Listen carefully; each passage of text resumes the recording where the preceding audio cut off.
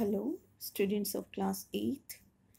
In the last video, you learned about debate writing, right? Okay. You might have learned it properly. You might have listened everything properly. And one question also I had given you. And you have to write that question. You have to express your views. You have to say what you believe about that. So that was the topic for debate writing. And today we are going to learn about speech writing. And this topic is in your term 1 exams. Fine? Okay. Now, as you all know, what is speech? Right? Now, to learn the speech writing, you have to follow perfect guidelines. Right? Actually, you know how to give the speech. You are given a topic and you are preparing about that, and after complete preparation, you are speaking, you are expressing your views, you are starting and concluding the speech. In between, you are expressing about your views about the content, whatever is given to you, right? That is speech writing.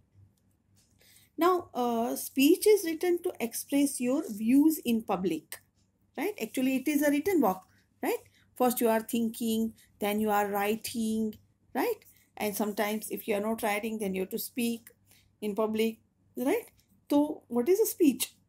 To speak in public about a particular kind of topic that is given to you, right? Next thing you have to keep in your attention, that is when you have to speak something in public, it is a speech, right?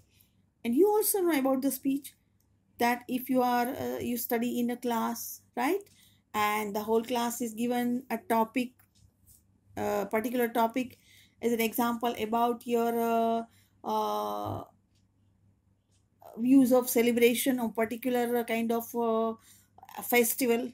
So you have your different views about the festival, right? You are saying how you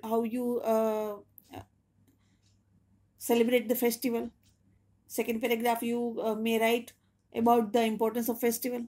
Last paragraph, you may write about how you particularly celebrate it, how your parents, your family celebrate it, and in conclusion, you are giving some more ideas about the particular topic, and you are concluding your speech, right? It is mostly written in the present tense. When you are giving a speech, it is almost, or we can say mostly, written in present tense, right? Because you are saying something, you are saying facts about particular topic, so you are mostly presenting it in present tense. Next thing you have to keep in your mind, that is speech is written in almost 3 paragraphs, right? This you have to keep in your mind very perfectly. That speech is written in almost 3 paragraphs. Now, in the first paragraph, you are introducing, you are giving introduction of yourself, you are greeting the audience, or you are starting with the greetings and introduction. Second paragraph, that is main body. You can say content also, right? So second paragraph is the main body of the speech, and third paragraph is the conclusion. Mostly in formal letter, in informal letter, uh, we write this in 3 paragraphs almost, right? If as an example you are writing an informal letter, then in first paragraph you will greet your elders, you will greet your parents, you will greet your younger brothers and sisters. In the middle, you will say something whatever you actually want to say. At the end, you are getting blessings of elders. Yeah, right? You are giving blessings to your younger brothers, sisters. You are respecting your parents if you are writing to your parents, right? So that is conclusion. So whatever I want to say is this, that this speech is written in 3 paragraphs. Paragraph 1, introduction and greetings. Paragraph 2, main body, content we can say. Paragraph 3, conclusion. Right? So, mostly paragraph 1 and paragraph 3 are short. Right? Because they are showing introduction as well as conclusion. But the second paragraph has maximum word limit. Right? So, maximum words are written in second paragraph because this is the paragraph of content, the paragraph of main body in which you are telling something, some main points, some main views you are indicating in the second paragraph. So first and third paragraphs are short, but main body paragraph 2 has maximum words limit. Okay, now say this. In paragraph 1, you introduce yourself and you greet the audience. That means what I want to say is, in the first paragraph, you are greeting, right? You are greeting to the parents, elders, teachers, principal, whoever. Then you introduce yourself. I am talking about the first paragraph. And you are introducing your topic. This is the first paragraph, right? As an example, I would like to say this is written, but this is not for you. I'm just reading it and explaining you, right? So you are greeting the uh, principal madam, teachers. How you will speak? Respected principal, teachers, and my dear friends. My name is XYZ, whatever name you want to write, right? Or you can say, I am a head boy and I am very delightful to have this opportunity to speak in front of you all. Right? I study in class so and so. I'm going to give a speech on a role of women on the Women's Day. Right? So this I introduce. First of all, I greeted. Then I introduced myself. Then I introduced my topic about Women's Day. Right? Role of the woman on the Women's Day. Right? So this is the example of greeting, introducing yourself, and introducing your topic. Right? Now in the second paragraph, what you have to do? You introduced your topic in the first paragraph.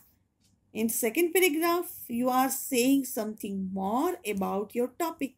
In that, you are saying something, you are writing something about facts, some more data you have, that in the past what the women were doing, how they were killed, people were not very happy by the birth of a girl child. Then that must be the data, some particular data if you have, and that you can show, you can indicate, you can give examples, you can ask questions also, right? If you are writing something, then you can write some questions. Though you are not getting answer, you can express your views by questions, right? So you have to create interest about the topic, related to the topic in this paragraph, right? If you are continuing the paragraph, how you can, if you are writing this in the first paragraph, second paragraph you can write like this, only examples how you can write. As an example, women are not weak nowadays, they are bold, they do not feel inferior complex. Then you can give the examples PT Usha, Kiran Bedi, then some more examples, right? Geeta Fogart, right? Then Babita Fogart. Means some particular kind of women, then you can give the name of them, so on. You can give examples like that. So by giving the examples and by saying something more about their lives, how did they achieved their goal in the life, that must be in the second paragraph. In the example, I gave you the example, right? On the example I am speaking you more, I am telling you something more, right? So in this paragraph, second paragraph, you can give some more content about the topic that you want to say. Now, as I told you, in that I can give you something more like this, that in the third paragraph, you have to conclude, you have to complete it, right? In the third paragraph, how will you complete? Now, you have to say something more about the, as an example, you are saying about the Women's Day, right? So nowadays, since last some particular years, how many plans for the, how many uh, more efforts are done for the empowerment of women, for well-being of women, right? That information you can give at last. Then you have to thank the audience, right? So once again, by effective way, you have to conclude the topic that you started. So this, there, here is the conclusion, right? So what you have to ensure, what you have to take care of, what you have to be careful about, you have to be careful about the format, how you are writing, right? What you are what you are writing, right? What is your format? As an example, first, as I told you, for in first paragraph, you are giving introduction, you are greetings, you are giving the introduction of your topic. Then second paragraph, you are showing some more about the content, you are you expressing your views, that you know something more about the topic, and facts, you know, examples, you know. And in very simple language, you have to express your views, because there should not be grammatical mistakes. So if you don't know that kind of particular high class English or higher level English, you can use simple English. By using simple English, you can avoid grammatical mistakes, and you can correct your spelling, or you can pronounce the words properly, right? So this you have to keep in your mind, that you have to take care of these things, that format should be particular, content should be clear, grammatical mistakes should not be there, spelling should be perfect, right? So all these things you have to keep in your mind. So this was a short video of introducing how you have to write, explaining how do you have to write the speech, right? So this question would be there in term 1 exams. So here I'll also give you to write something, some more thing, right? And how to write a speech, fine. So a simple topic, 2 or 3 topics I would like to give you as your homework, and that you will have to write in your writing part in your FNB. You have to make a part, and in that part you will have to write the homework that I give you, right?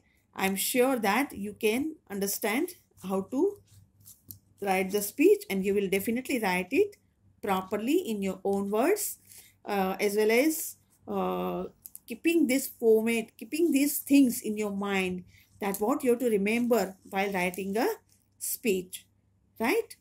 Okay, fine. Thank you so much.